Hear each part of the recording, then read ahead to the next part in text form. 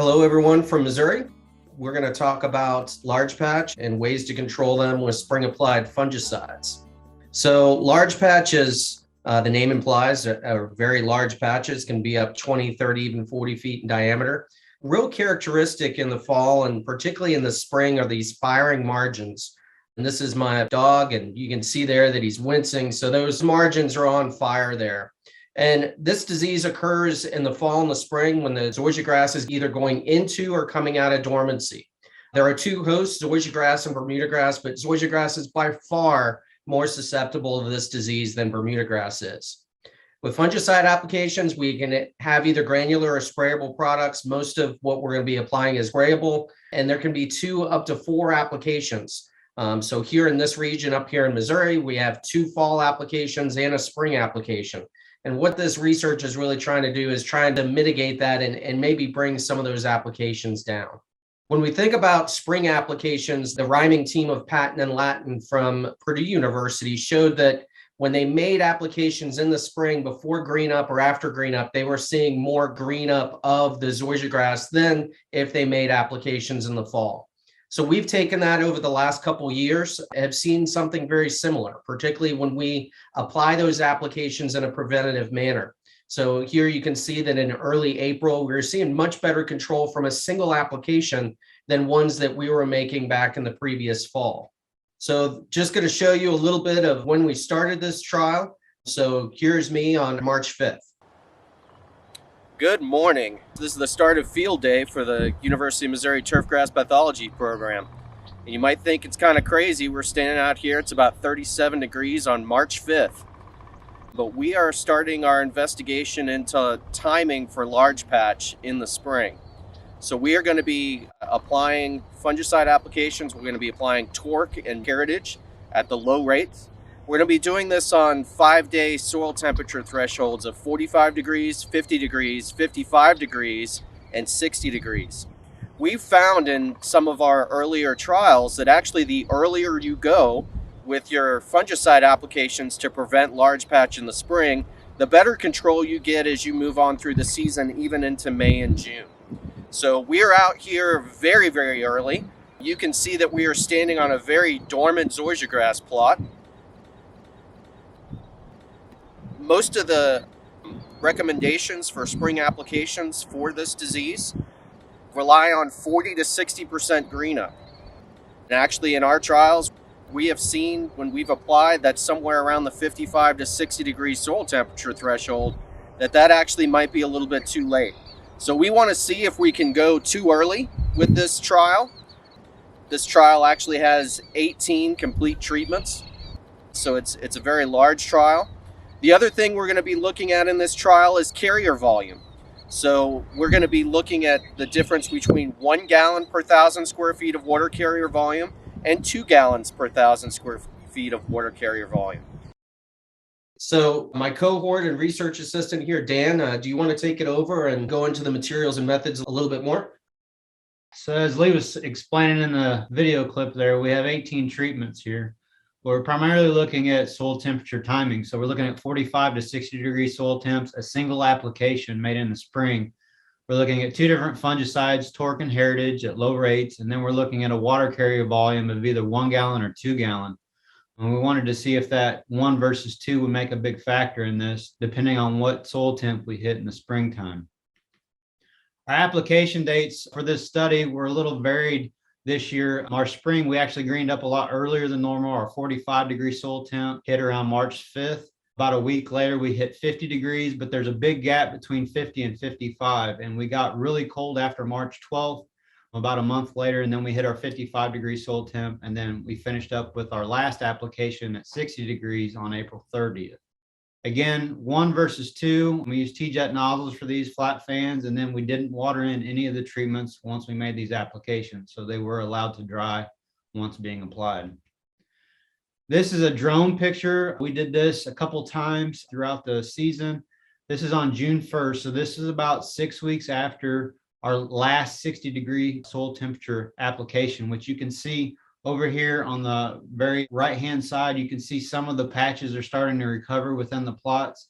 But we took these drone pictures and we actually looked at NDVI where we could actually see the visual green color versus non-green on the turf canopy. And when we did that scan with it, you can really see the large patch sticks out. Like I said, over here on the right-hand side of these plots, you can see where it's recovering from our last applications at 60-degree soil temps. But overall, you can really get a visual of what's green versus what's not, where the active large patch is at. Yeah, Dan, I think it's pretty cool. You can even see where our paint dots were. If I go back one slide, you can see the yellow dots, and then we can see the red dots where NDVI picks it up. So that's June 1st. This is about a month later, July 7th. You can see the total trial area is almost completely recovered.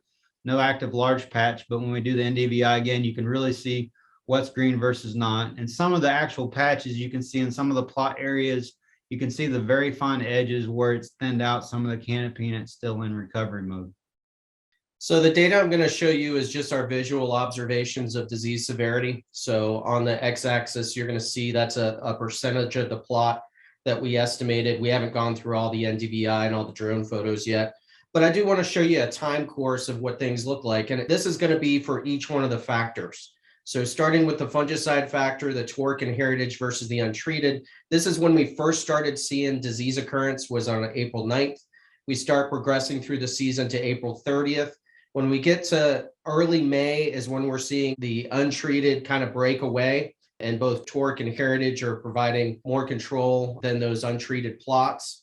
And then it just keeps progressing when we get into the 24th of May, June 7th, and then we start seeing the recovery occur. And then we get into July 6th. So one thing we noticed throughout this study is that there was not any difference between torque and heritage as far as the level of control from that single low rate application that we made. Getting into carrier volume, it's a little bit of the same story as it was between the two fungicides. Really did not see any statistical difference between the two carrier volumes. You might notice a little bit of a numerical difference there between the 2 gallons and the 1 gallon, but that is not significant. You see it jump up there. The variability within the plots isn't letting us get to that level of resolution and separate these two. When it comes to application timing, this was very, very interesting, and some of it was unexpected. So this is April 9th when we first started to see the disease start. And remember, you're going to look on the y-axis, you're going to see that soil temperature threshold. And then right underneath that is going to be the application timing, that application date that we made it. So when we start going through and we get into April and this disease is progressing, this is what we've seen over and over again in our trials. So April 9th is when that 55-degree application was made, but all of those treatments are holding up. And then we get to the 60-degree treatment. This is the date that we made that application. You can see how much large patch we had in those plots. You can also see in that 60-degree treatment that we still are getting an increase a couple weeks later. The 55-degree treatment is holding on, but we're starting to see some of that breakdown of those early treatments. And we definitely see that when we get into late May. We start to see that reversal of fortune where the later treatments are actually working better than the earlier ones. And we get into early June and that 60-degree treatment is working better than all of our other 3 earlier treatments. We're starting to see that regression here, but still that 60-degree treatment is holding on because it's providing not only the curative activity, but also some of the preventative activity. And then obviously, like the other ones, it breaks back down. When we look at our rainfall, this is where things get a little bit interesting. So we've been kind of harping on temperature. We had a very cool season. We had a very rainy season.